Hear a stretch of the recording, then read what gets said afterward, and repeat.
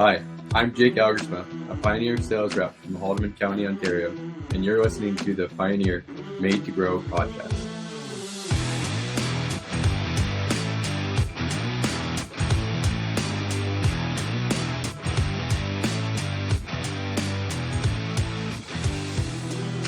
Thanks, Jake, and thank you for listening to the Pioneer Made to Grow podcast. As you may have already done, or may soon be planning to do, it's the time of year to sit down with your Pioneer rep to figure out the varieties that you'll be looking for in 2023. But have you ever thought about what makes that possible? The fact that what's on offer already has been grown, harvested, and stored away in seed warehouses. For part of the Corteva team, figuring out that demand up to 2 years before and then ensuring its quality and reliability all the way through to when you add it to the planter or the drill is just part of ensuring that you have the seed you need when you want it. Aaron Schwarte is one of those people working on this. Aaron is a seed production research scientist with Corteva based in Iowa. Aaron, thanks for joining the podcast. Yeah, good afternoon. It's good to be with you. Well, it's great to talk to you, Aaron, because I think, especially for us now, most of the crop's off, things are kind of getting settled in for winter. But for you folks, the excitement just begins, I think, in terms of, what it takes to get, a really quality, reliable seed to your grower customers, all across North America, obviously including here in Ontario. So to be able to talk about that process, I'm really looking forward to, Aaron. Maybe we can start with, before you even, start planting seed varieties in a field, I'm guessing there's a lot of logistics to figure out and a lot of planning to do. Can you give me an idea? Let's walk through this process. Before you even get the seed in the ground, what are some of the things that you guys are looking at and working at? Yeah, absolutely. So in order for us to meet a lot of the demand that we have for our customers, right now, being in November, December timeframe, we're planning to plant a crop to be able to sell for the 2024 crop. So we're working through what that demand looks like and how we want to position our crop to grow for the next summer, where that needs to be, how we need to mitigate all of our risk factors.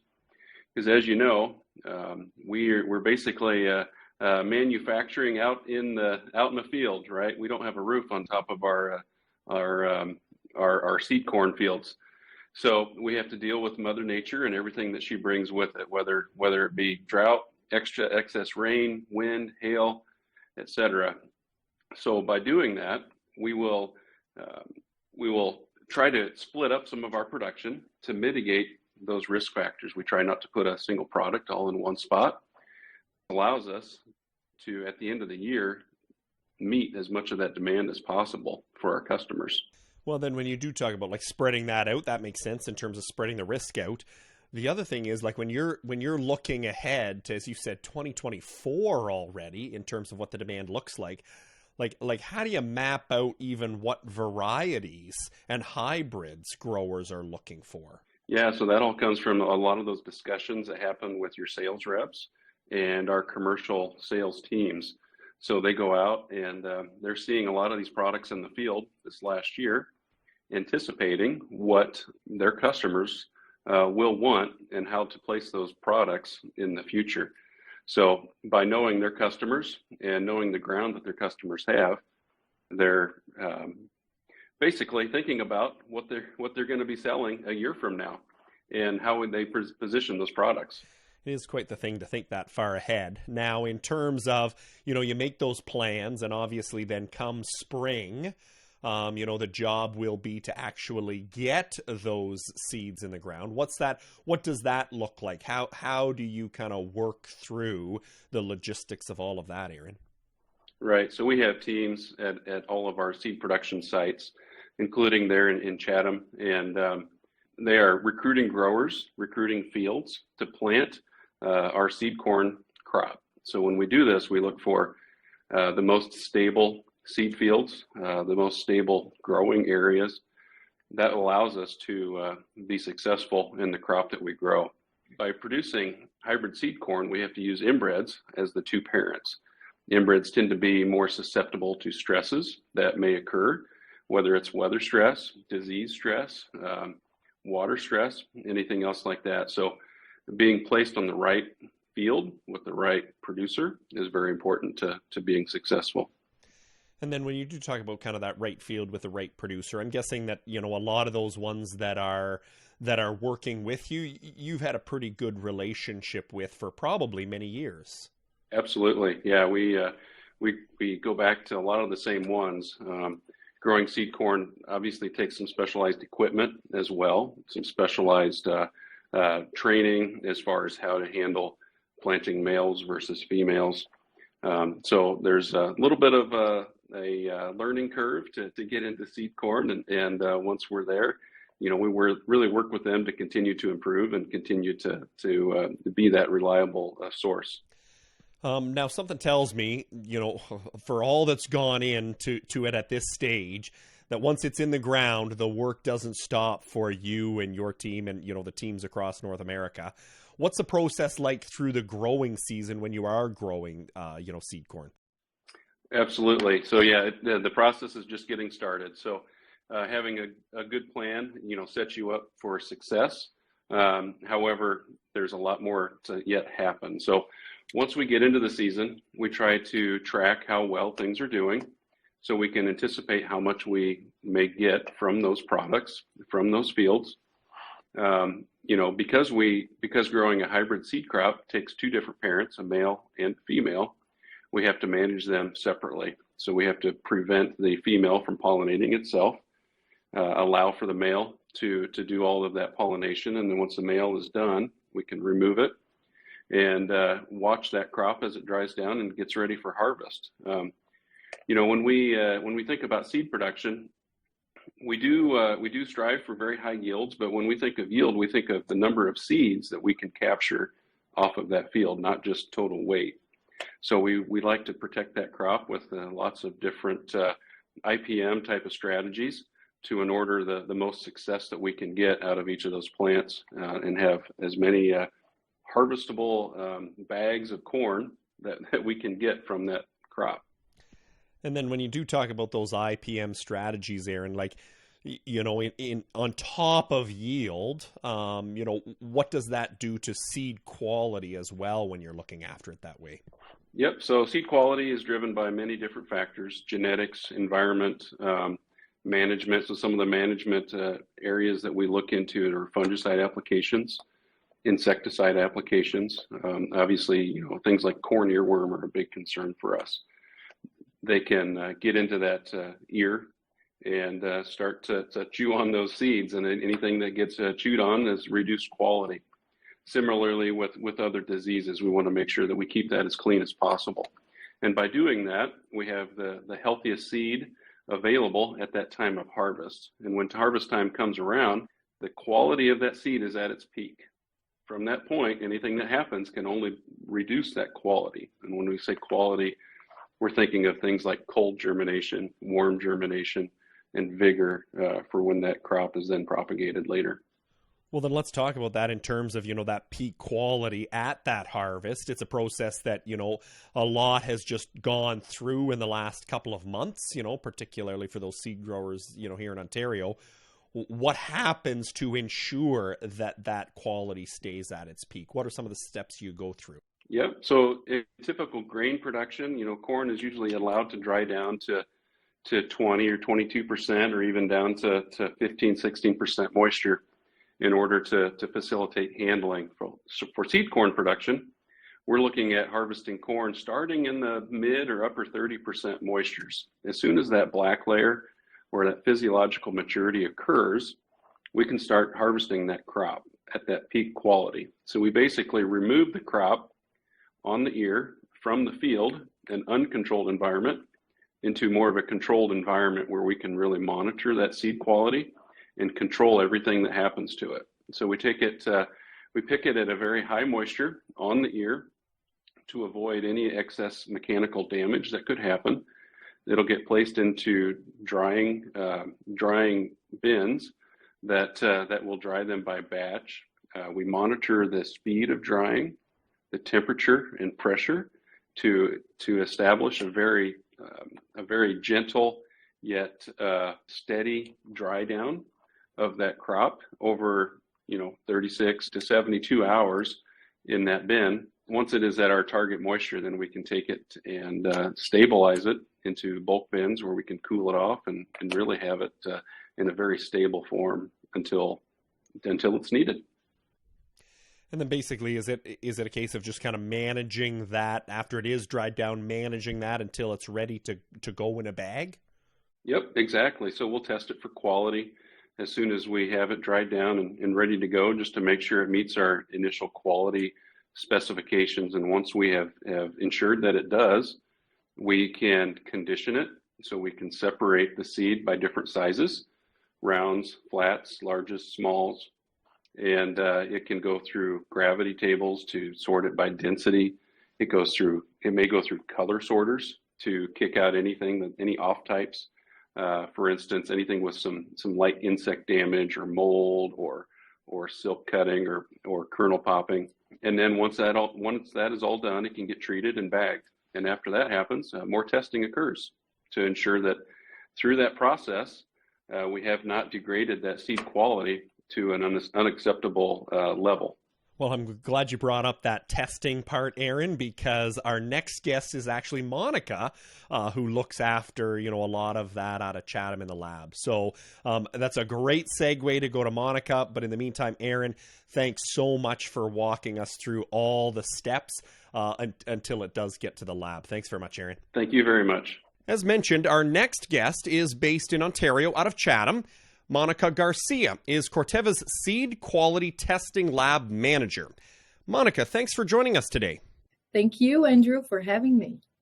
Well, it's a real pleasure because this is, a spot that your lab in Chatham, is one of these places that I don't think a lot of growers know is there and know what you do.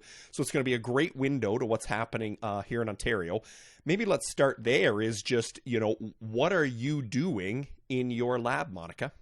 Okay, so we do have a seed quality testing lab located in Chatham, Ontario, Canada. And basically what we do here, Andrew, is ensure that all seeds produced either in Canada and some samples that we receive from the US, they attend the legal requirements for the company to sell. We basically test physical, which is purity testing, finding for impurities, noxious seeds, weed seeds, and physiological testing, germination and vigor test. We don't do genetics in this lab. Well, and I think this flows really nicely from the conversation we just had with Aaron, because basically what's happening is, all the steps that Aaron has talked about has brought it to kind of be in storage, and now you take over. So maybe we can kind of walk through a few of the tests that you do on each crop. Corn's a nice one to start with. Can you talk a little bit about once that's kind of in storage at your plants? What kind of tests are you performing on these seeds, Monica? I'll just give you a high level that applies to all crops that we test in this lab. So we test 6 crops. So we test corn, soybeans, alfalfa, canola, wheat, and sunflowers. So we do have CFIA accreditations, and we are also USDA accredited. Basically, what we do is we receive samples from all those batches produced for all those crops. They are labeled with a barcode, and our stakeholders or the producers of those seeds, which are our internal Corteva sites, they pick the tests that they want us to perform in those specific samples. So we have multiple types of samples: commercial samples, research samples, parent seed samples, and each one has its own category of testing, requirements, and standards. So once we receive a sample, we're going to scan that barcode, which is going to tell us what type of test we should perform. Of course, the person that leads the receiving has the knowledge to criticize that request and see if it matches with the type of sample that has been submitted. Once we have that, then our scheduler will create the routine for the lab, like what is going to be planted, what is the volume that we can perform a day, considering the resources that we have and the priorities that the business has for us. And then we do purity, physical purity first. So we move the samples to a separate area where the analysts are going to identify the noxious seeds, impurities, quantify them, and identify them and report. And then we move for planting. So planting is basically we put all the seeds in substrata with moist, and we move them to ideal conditions for germination purposes. That will be the regular germination. For some crops like corn, soybeans, we do have a stress test. We stress the seeds before moving to germination conditions. And those stress conditions, they were created to simulate what happens in a field when the spring starts.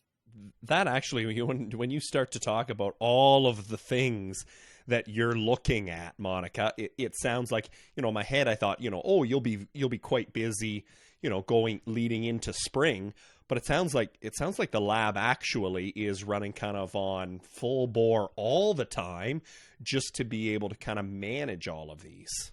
Yes, because we do have, as I mentioned, we have different stakeholders. So it's not just production. We do have research and we have parent seeds, and each crop has a specific testing window. So we have enough to keep us busy for an entire calendar year with different crops moving through all those months. Wow. No, it's pretty impressive. So then on corn, you mentioned, one of those was the germination or the stress test you talked about. So you're, actually planting, you're actually kind of stressing it out, just like I would, putting it in the ground in kind of late April, just because I'm in a hurry, to see what germination looks like. What are some of the other ones that you're doing for corn to ensure seed integrity? So on top of the germination, the regular germination, the stress test, and the physical purity that we perform for corn, for some specific hybrids, which we called waxy types or hybrids, we do perform the waxy test. We test the waxy corn in order to ensure that it has the characteristic that we are selling to our customers, which is a corn that provides more thickness to the final industry, which mainly is for food industry. That sounds very cool to be able to go through all of those tests on corn. When you talk about soybeans, you mentioned that you were doing that kind of stress test on soybeans as well as the typical germination, as well as that, weed seed, kind of testing. Anything else on soybeans that kind of stands out as something that's unique for its, for the integrity of soybean seed coming from Pioneer? Yes, sure. We also perform the hyla testing, which is a comparison of the hyla color and morphology. So we know for each variety what will be the characteristics that we are looking for. For example, the hyla has to be brown or black or light black or whatever. So we have those standard colors, and then we go through the sample checking every single hyla color and format for an amount for a volume of a sample to ensure that they have exactly the same and we don't have any potential contamination from a different variety or, any other type of soybean that can be mixed in there. Now, before we get on to wheat, something just kind of strikes me in all of this, Monica, and that is like all of the processes that you're doing for all of these seeds. Like, is this CFIA standard? Are you going kind of above what that is? Like, where does that rank with what you said before was kind of that legal requirement? Because when you start going through a lot of this stands out as more than that. Yeah. So basically, CFIA requires the physical purity and the germination. Everything else that we are providing, either to our internal stakeholders or final customers, it's a plus. Yeah. No, pretty neat. So then when you talk about wheat, the germination one obviously is one there. What are some of the other tests that you're doing on wheat seed coming out of a Pioneer bag? Well, one thing that we do for wheat, and I'm not quite sure that it is standardized between all companies, that I know for sure that we do, is we do the dormancy breaking process for all new crop, because wheat has the dormancy characteristic. And for new harvest, like the very, very fresh seeds, we have to break the dormancy before actually run the standard germination test. So we do that for all new crop, new harvest wheat samples, and then we perform the standard germination test. And then when you do that, what's the benefit of doing that kind of break dormancy? Just as that extra step to make sure that it is not only just going to germinate in the fall, but actually going to carry on to be the wheat plant we want come summertime? Yes, so we have to break the dormancy, because if you just perform the regular germination, you may think that your seed is dead and it's not going to grow in the customer's fields, which is not true. So we need to break the dormancy to show the seeds are good. They are just in a dormant stage. And when the dormancy is breaking, that's exactly what we are going to see in your field. So it will grow, it will germinate. You just need to give this time for the seed to get out, to be removed of this dormancy stage. Now, you mentioned, Monica, a few other crops that you're doing, the sunflowers, the alfalfa, the canola. I did want to actually touch on the canola one a little bit, just to talk a little bit, about what the tests you're performing on it. What are some of those to kind of, again, ensure that integrity of the canola seed? Yeah, I think an interesting thing that I don't know if all growers are aware is that the lab has a very important participation during the canola production, which is providing the physical purity information to grade the seeds. So because it is a small crop and the physical purity demands a microscope or a stereoscope for you to be able to identify any weed seeds, especially the mustard, which is really similar to canola. So you must perform the physical purity under a microscope. The production sites normally doesn't have that. So the lab receives a sample before everything else to provide the data for them to grade, and then they grade and create their final batches, and then they send us the samples for, germination and final testing processes and procedures. Well, it's a fascinating thing to learn more about, Monica. Just not only what's happening within Pioneer, but obviously what's happening here in Ontario and here in Chatham. So thanks very much for, one, joining the podcast, but two, for your work in just ensuring that the seeds that we're getting as growers are the best that they can be. So thanks very much, Monica. Thank you, Andrew. It was a pleasure. Thank you for the opportunity. Next time on the Pioneer Made to Grow podcast, we end our 4th season of this show with a look back. How did the growing season turn out in Ontario in 2022? And what lessons can we learn for an even better 2023? That's next time. On behalf of myself and the entire team working behind the scenes on this, thanks so much for listening.